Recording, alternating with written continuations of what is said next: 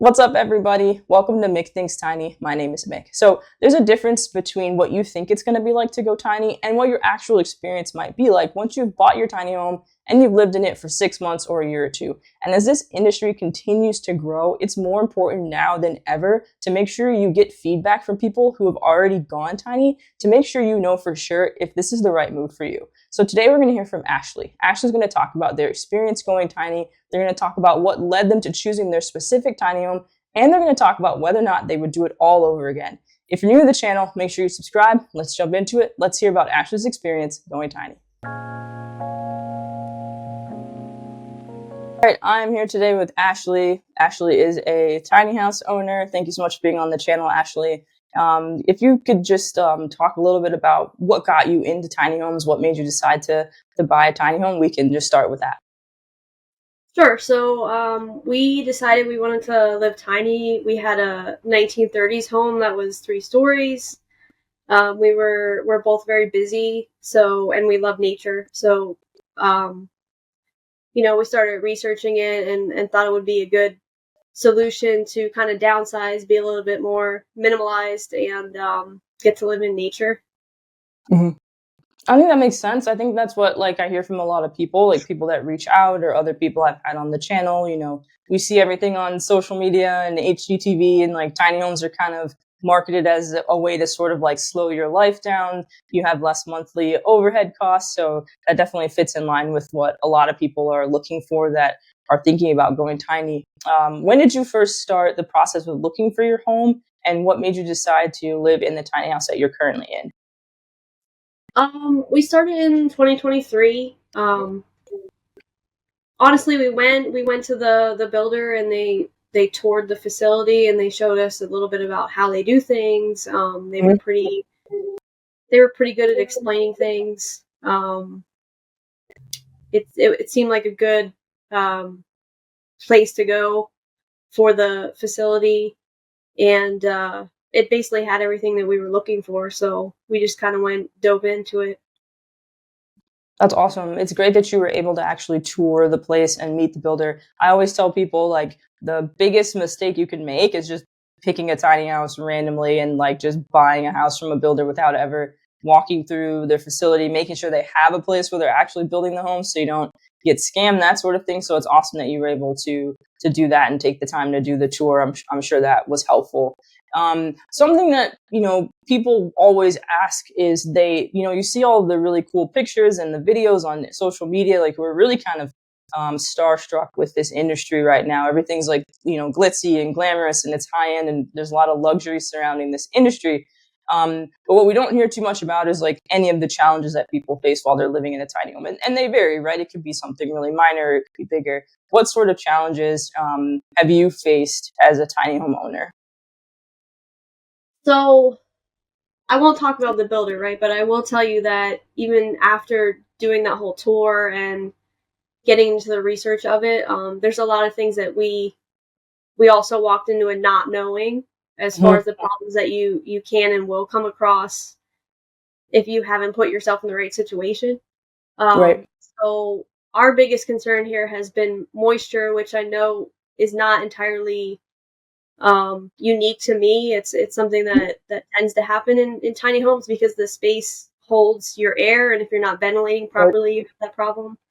I would say, though, what I've learned is that these things don't necessarily hold up that well in cold weather climates. Like when you're going to get a really good cold snap that lasts for a few weeks, you're going to start having issues. Mm-hmm. Okay.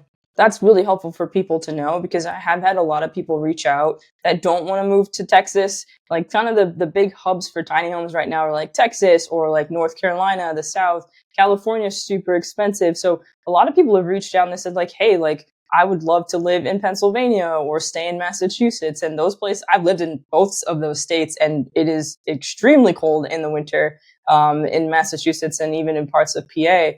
So what sorts of things happen to a tiny house, or can happen to a tiny house in colder weather? So of course you have to be worried about your pipes the same way you would if you were in a manufactured home. So I recommend getting some sort of skirting. We didn't have the skirting, but we did insulate the best that we could. So definitely just making sure you're taking care of your pipes, because most places, they'll tell you anything below ground is like if you're in a community, that's going to be the community's responsibility. But Mm-hmm. above ground, you have to make sure that you're taking care of all of that.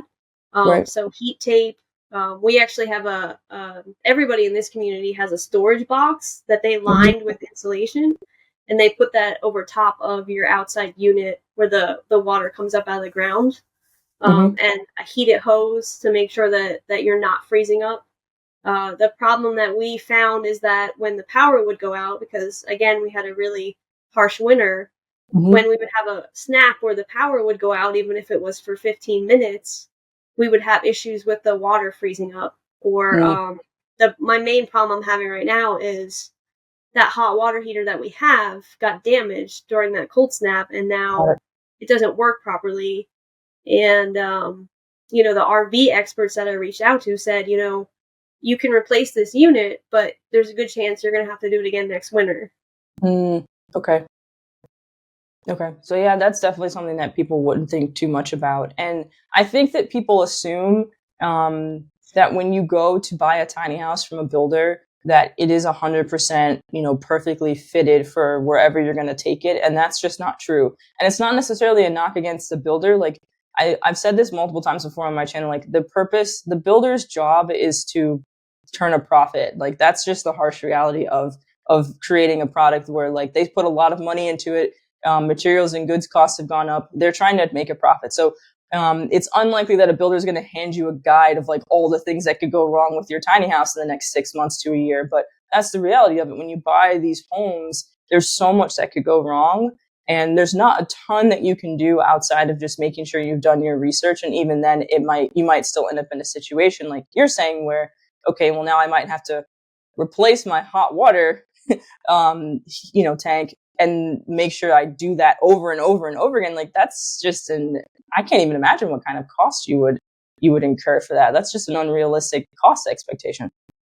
It is, especially because the one that we bought, like, some of these are fairly inexpensive, and that was the whole point, right? Let's get people want to get a tiny home because it was another affordable way of living. But I think now it's branched into these builders are paying having you pay a lot of money, Mm-hmm. and some of the stuff's just not holding up. So I think I don't know what the answer is. I think that maybe the research on their end didn't get done quite as well as it should have. Mm-hmm. The other thing is, like, in my area anyway, I found it's hard to get a plumber to respond. Maybe they don't know enough about tiny homes Mm, or okay. what have you. Most of the plumbers say, "Hey, I don't service that." So I had to find an RV expert, and he's the one who told me, "Yeah, I can come out and replace your whole unit, but you're still going to have problems every time it gets extremely cold." Mhm.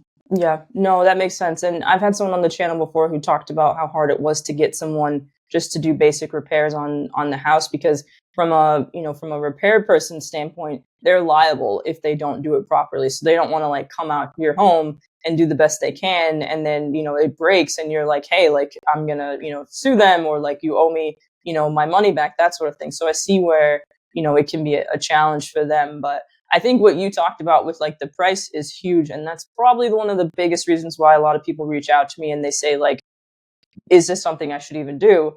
We're sitting in a situation right now where like the average price for a tiny home is like 70K. And honestly, that's the low end now.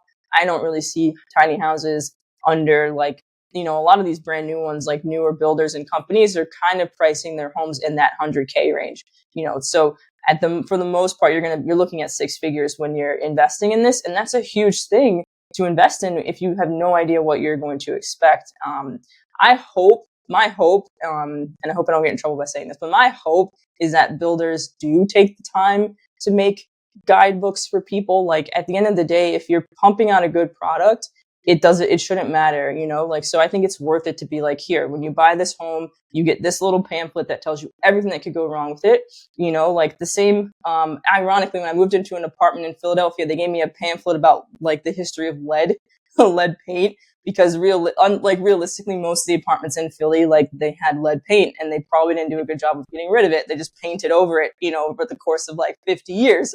I feel like it's worth it for them to I feel like I would trust a person a lot more if they're like, hey, I'm going to give you this product. There's a chance in 6 months to a year, these things can happen. I would trust them a lot more than if you just give it to me and you're just like, good luck, whatever happens, is out of my hands. So I hope it changes, and I hope nobody gets mad at me for saying that. But I don't know. I just feel like too many people, it's too much to ask the consumer to know the ins and outs of humidity management in something they've never lived in before. I don't even understand the humidity in my apartment. I don't understand how that works. So, Well, yeah. So like when they came out, they had to come in actually because we started having issues, and the humidity was like up above 75, and it's supposed to be around well, 50 for it yeah. to be like healthy, right? So we Mm-hmm. added a couple things. We had to add a dehumidifier, Mm-hmm. ventilation in the window, which doesn't work that well in the winter time because you're pulling Right. your heat out. But so I would just tell everybody what I wish I had done, because we do have problems we have to work through all the time now, is Mm-hmm. that along with doing that research, talk to your builder, like make sure that they're giving you ventilation. We have a ventilation fan in the bathroom, but there's nothing here in the kitchen. So when we do cook, that has nowhere to go. Mm-hmm. So make sure they're giving you the proper ventilation, and that is properly insulated, because you don't know, right? You don't know whether it's Right. insulated correctly or not.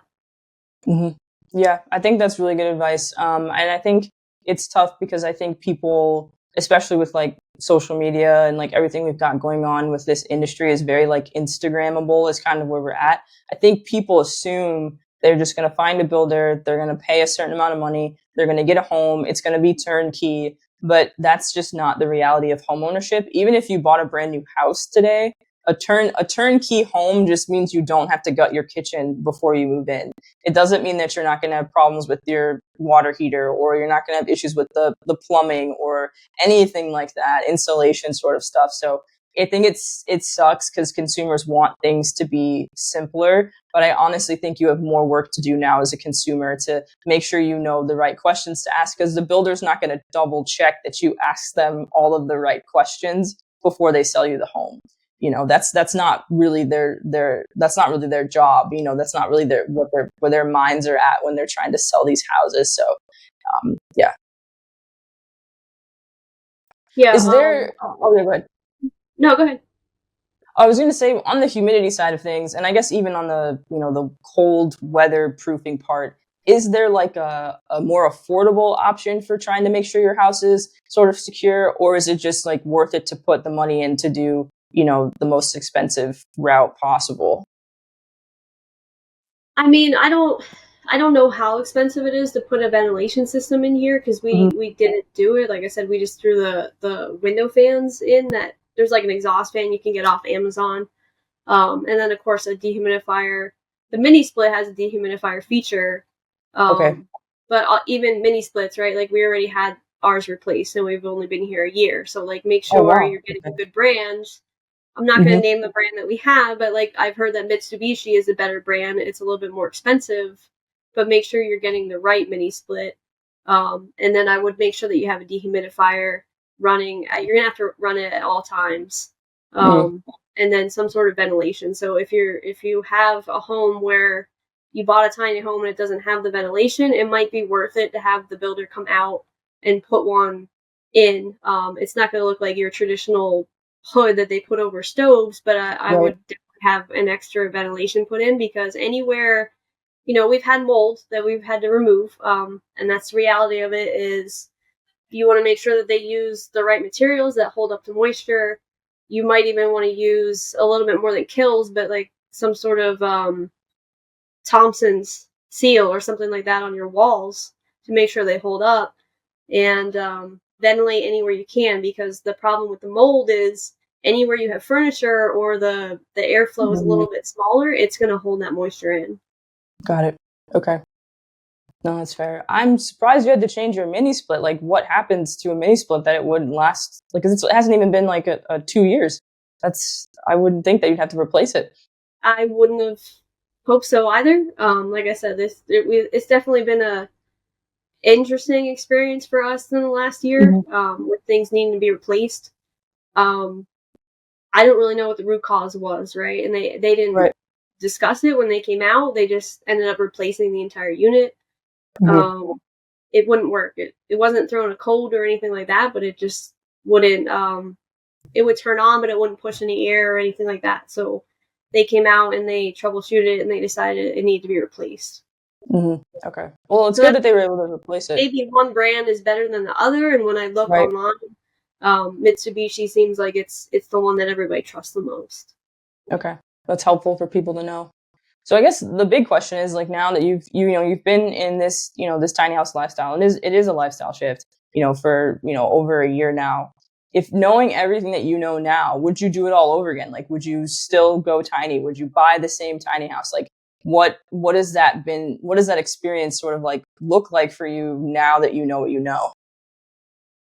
I would still buy a tiny home because I don't think that the concept itself is bad, or sometimes the storage gets a little frustrating, right? But that was the whole point, is like Right.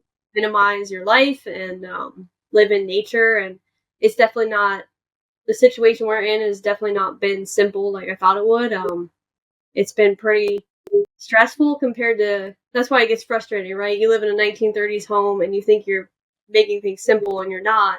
I would say I would still buy, but I would have toured more builders and made sure that I got with the right situation for the money. Did a little bit more research to figure out if what I was buying was going to have problems, because I think if we would have done more research, we would have ended up probably in a different home entirely. Mhm. Okay. No, that's fair. I appreciate just like the honest sort of reflection on it too. I think we hear and we have really sort of like overabundance of the positives in this industry. And one of the reasons why I made this channel is because I noticed that people were being taken advantage of. So even though I feel like the content of my channel isn't always like super, super light, I do love tiny homes. I think the industry is going in a great direction, but I'm here for the consumer. And at the end of the day, the only way that you can protect consumers is by telling the truth. And sometimes the truth is not all, it's not all daisies and rainbows. That's just the reality of it. So I appreciate you just, being honest and taking the time to chat with me. Before we wrap up, the one last question I have for you is if you could, there's just like two things you could tell someone that's watching this video, two things that they're going to remember as they start their tiny house, buying journey. What would those things be? And I'm not trying to deter anybody from doing it. Like I said, I still Yeah, think of it's a course. great concept, but I think preparedness and just research, like I said, just do as much research as possible on the builder that you're getting it from, even if that means like reaching out to people on the like Facebook or wherever that have bought before, because it wasn't until I actually got in here that I started to get feedback from other homeowners Hmm. that I wish I had prior. And um, keep up to date on like what's out there market wise as far as accessories for these, because like I said, the dehumidifier is invaluable. Um, Make sure that your water heater, if you have a propane like I do, it needs to be vented properly, but make sure it's insulated the correct way so it doesn't freeze. Because, like I said, we had one cold snap where the power went out, and it's been Yep. damaged ever since that. Um, Mhm. just there's Keystone that makes the skirting custom for you to heat your pipes. So I think it just comes down to like research and making sure you know what's out there that can help you. Mhm. No, I think If that's they really give you great advice. some of the products, like maybe you want to put them in the description box afterwards or something. Okay. Yeah, no, that works. Yeah, I think that's great. I think research is a big one. It's what I always tell people. And it seems like a lot of work because it is, but you're talking about, saving, $100,000 if you buy the wrong house. You're talking about thousands of dollars in costs, in the first 6 months. So I think that, your advice is really invaluable. And I hope that people take it to heart. So I appreciate you taking the time to chat with me. I know that people are going to get a lot out of this. I appreciate your honesty and just being as transparent as you can be. And yeah, I hope that you're able to just continue to grow in your tiny house journey. And I'm happy to have you on the channel anytime in the future.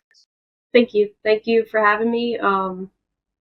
I think no matter what area you're in, I suggest everybody reaching out to an RV dealer or an RV expert, because that was the best conversation I had, was Mm. um, they're used to these kind of systems, and they can help you out where you're not getting answers somewhere else.